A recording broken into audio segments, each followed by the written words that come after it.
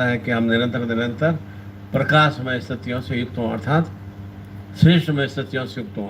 और उसके लिए श्रेष्ठमय भाव चिंतन होना जरूरी है और साथ साथ में कर्म करना भी जरूरी है। उसी के लिए विशेष रूप से इस कार्तिक का मध्याह्न अवसर, कार्तिक अमावस्या दिवस पर विशेष रूप से हम महालक्ष्मी पर्व संपन्न करेंगे। अर्थात बाहर पूरे सृष्टि में घोर अंधकारमय स्थितियां और उस अंधकारमय स्थितियों में किस तरह से पूरी सृष्टि में प्रकाश की व्यवस्था करना, वह एक चिंतन भाव रहता है। यह दीपावली पर्व के रूप में, लक्ष्मी पूजन के स्वरूप में, जैसा जैसा हमारा भाव चिंतन है उस स्वरूप में हम पूजन संपन्न करते हैं, तो निश्चिंत रूप से जीवन में उसको माध्यम मान के हम अपने लक्ष्यों को प्राप्त कर सकते हैं। चाहे वो ज्ञान लक्ष्मी की आवश्यकता हो या आरोग्य लक्ष्मी की आवश्यकता हो या कर्म, जो भी कर्म कर रहे हैं उसके फल की लक्ष्मी की आवश्यकता हो, या निरंतर परिवार में वृद्धि की लक्ष्मी की आवश्यकता हो, या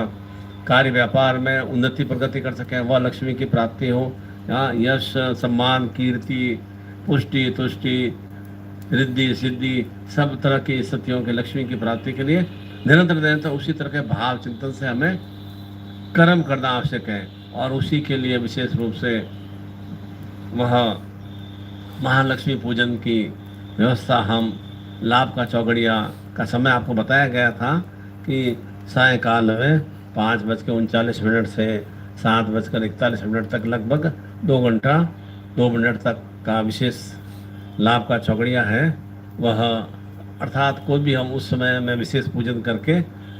भावना चिंतन से कार्य आरंभ करते हैं तो निरंतर निरंतर हमें लाभमय स्थितियाँ रहती हैं। किसी भी तरह के शुभ कार्य को प्रारंभ करते हैं तो हम क्यों इन विशेष समय और काल का गणना करते हैं, जिससे कि वह कार्य हमारा निरंतर निरंतर श्रेष्ठता की ओर अग्रसर हो सके। वैवाहिक कार्यक्रम भी संपन्न करते हैं, गृह प्रवेश का भी करते हैं या वाहन पूजन का भी करते हैं, तो एक विशेष समय का हम उसका सदुपयोग करते हैं, जिसके माध्यम से हमारे वाहन सुख में, हमारे जो भी भू भवन है उस सुख में वृद्धि हो, या जहाँ हम शादी करके आए तो हमारे परिवार में अच्छी वंश की वृद्धि हो। इसीलिए हर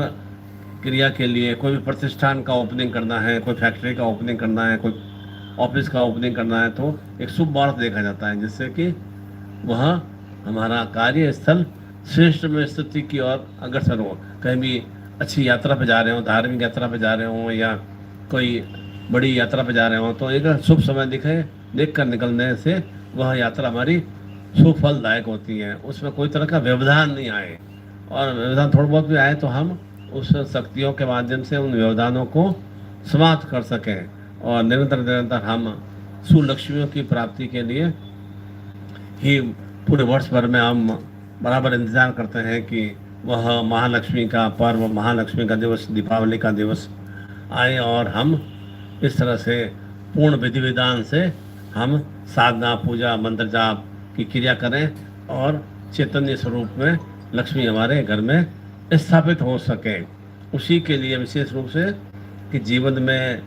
महालक्ष्मी सभी शक्तियों का केंद्र बिंदु है और यह कुबेर धन श्री युक्त विभूति नम्रता कांति तुष्टि कीर्ति उन्नति पुष्टि उत्कृष्टि रिद्धि सिद्धि युक्त दीपावली की साधना करने से सहस्त्र स्वरूपों में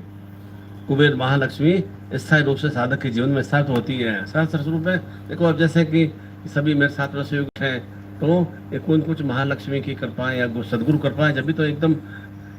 एक्टिव रूप में विराजमान है। मैं भी तो बराबर एकदम आपके कुछ सही चेतना से बराबर अपने वाणी को निकाल रहा हूँ, तो यह भी एक लक्ष्मी का भाव चिंतन है। और साथ साथ में अनेक दिन भर में 24 घंटे में अनेक कार्य करने पड़ते हैं, अनेक कर्म करने पड़ते हैं, तो उसको भी सही रूप से क्रियान्वित करने के लिए वह लक्ष्मी का भाव चिंतन होना आवश्यक है। इसीलिए 13-14 नवंबर को कैलाश गुरुदेव जी के सानिध्य में साधना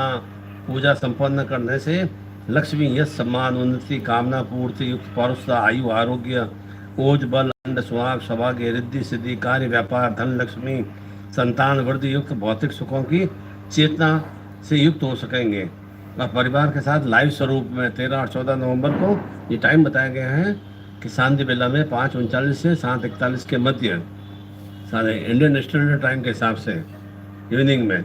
चैतन्य अब सामग्री में क्या क्या है? चैतन्य श्री महालक्ष्मी यंत्र, लघु नारियल, गोमती चक्र,